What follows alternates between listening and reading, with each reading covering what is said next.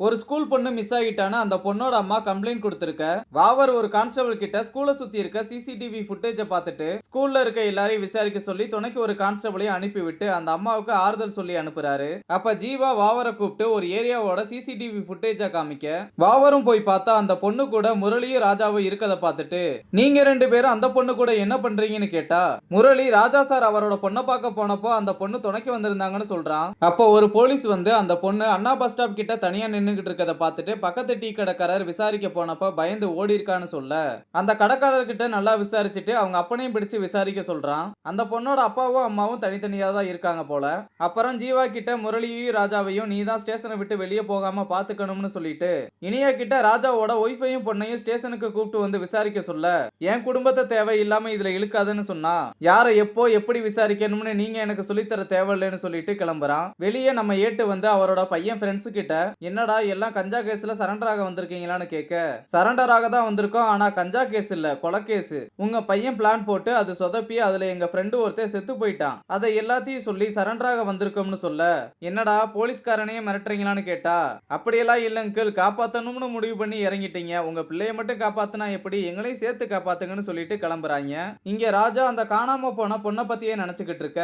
அந்த பொண்ணுக்கு ஒயிட் கலர்னா ரொம்ப பிடிக்கும்னு சொன்னது ஞாபகம் வந்து முரளி கிட்ட ஒரு பேப்பர்ல ஒயிட்னு எழுதி காமிக்க முரளியும் புரிஞ்சுக்கிறான். அப்புறம் இங்க இருந்து எப்படியாவது எஸ்கேப் ஆகணும்னு ராஜா பிளான் போட்டு எனக்கு ரொம்ப தலைவலிக்குதுன்னு சொல்லி ஜீவா கிட்ட என் டேபிள்ல மாத்திரம் இருக்கும் அதை எடுத்துட்டு வான்னு சொல்ல, ஜீவாவும் நான் உங்களை பாத்துக்கிட்டே இருக்கேன், என்கிட்ட இருந்து நீங்க தப்பிக்க முடியாதுன்னு சொல்லிக்கிட்டே போக உள்ள போனதுமே ஸ்பென்சி வேகமா ஓடி போய் ரூமா லாக் பண்ணிடுறா. முரளியும் ராஜாவும் அந்த பொண்ணோட திரும்பி வரோம்னு சொல்லிட்டு கிளம்புறாங்க.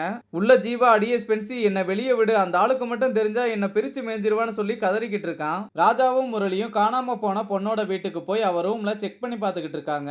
இங்க ஸ்டேஷன்ல ராஜாவோட ஒய்ஃபும் பொண்ணும் வர ஸ்பென்சி சௌமியாவோட காணாம போன ஃபுட்டேஜை காமிச்சிட்டு அன்னைக்கு என்ன நடந்ததுன்னு குட்டி பொண்ணு கிட்ட விசாரிக்க ஆரம்பிக்கிறா. அந்த பக்கம் ராஜாவுக்கும் முரளிக்கும் ஒரு ஸ்கின் அண்ட் ஹேர் கேர் சென்டரோட அட்ரஸ் கிடைக்குது.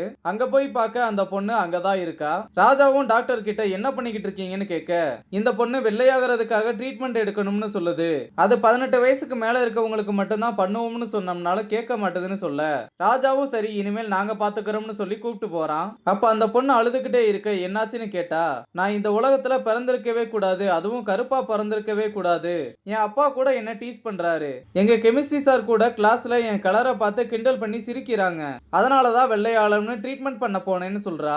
இத கேட்டுட்டு ராஜாவும் உன்னோட கலரை வச்சு உன்னை ஜட்ஜ் பண்ணா அது உன்னோட தப்பு கிடையாது, அது அவங்களோட தப்பு தான், உனக்கு ஸ்போர்ட்ஸ்னா ரொம்ப பிடிக்குமான்னு கேட்க, அந்த பொண்ணு எனக்கு ரொம்ப பிடிக்கும், பேட்மிண்டன்ல யாரும் என்ன ஜெயிச்சதே கிடையாதுன்னு சொல்றா.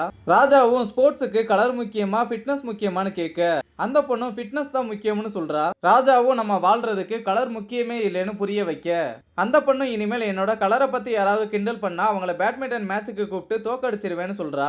அப்புறம் நீ எதுக்கும் பயப்படாத, நான் வீட்டுல பேசிக்கிறேன்னு சொல்லி தைரியம் கொடுக்கறான். இங்க ஸ்டேஷனுக்கு கால் பண்ணி முரளி இன்ஃபார்ம் பண்ண, சௌமியா கிடைச்சிட்டா நீங்க ஒரு லெட்டர் மட்டும் எழுதி கொடுத்துட்டு கிளம்புங்கன்னு சொல்ல, இங்க குட்டி பாப்பா ராஜாவோட ரூமை திறந்து உள்ள போறா. அப்ப ஜீவா உள்ள தூங்கிக்கிட்டு இருக்கான். அந்த பொண்ணு நைஸா போய் டிராயர் எல்லாம் திறந்து பார்த்தா அவங்க அப்பா அம்மாவோட கல்யாண போட்டோ இருக்கு. அப்போ சௌமியாவை கூப்பிட்டு ராஜா அங்க வர, நீலாவை பார்த்து ராஜா சந்தோஷப்பட ராஜா மேல செம்ம கோவத்துல இருக்காங்க.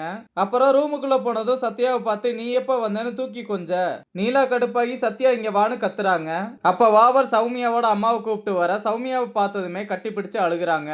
முரளியும் வாவர் கிட்ட நடந்த எல்லாத்தையும் சொல்ல, அப்போ அக்யூஸ்ட் யாருமே இல்லைன்னு வாவர் சொன்னதும் 2 குற்றவாளி இருக்காங்க, ஒன்னு அவங்க அப்பா, இன்னொன்னு அந்த கெமிஸ்ட்ரி டீச்சர்னு அவங்க மேல ஆக்ஷன் எடுக்க சொல்ல, அவங்க மேல நான் ஆக்ஷன் எடுக்கிறேன், என் புரோட்டோகாலை மீறினதுக்கு உங்க மேல ஃபர்ஸ்ட் ஆக்ஷன் எடுக்கணும்னு சொல்லும் போதே நடுவுல நீலா வந்து ஆக்ஷன் எடுங்க சார், என்னோட எக்ஸ் ஹஸ்பண்ட் நேத்து நைட்டு என் பொண்ணை கடத்த முயற்சி செஞ்சிருக்காரு, அவர் மேல கேஸ் போட்டு அரெஸ்ட் பண்ணுங்கன்னு சொல்ல, வாவரும் பொறுமையா நீலா உள்ள வா நம்ம பேசிக்கலாம்னு சொல்ல, நீலாவும் முடியாது வாவர், இப்பவே ராஜாவை அரெஸ்ட் பண்ணுங்க, இல்ல முடியாதுன்னா நான் மகளிர் ஸ்டேஷன் போறேன்னு சொல்ல, தாராளமா போங்க, நீங்க முறையா டிவோர்ஸ் வாங்கவே இல்ல, ஒரு அப்பாவுக்கு அவரோட பொண்ணை பாக்குறதுக்கு எல்லா உரிமையும் இருக்கு, என் ஸ்டேஷன்ல வந்து எங்க ஸ்டேஷன் எஸ்ஐ மேல பொய் கேஸ் போட சொன்னா நான் போட்டுருவேனான்னு கேட்க, முரளியும் ராஜாவும் என்னடா இங்க நடக்குதுன்னு பாக்குறாங்க.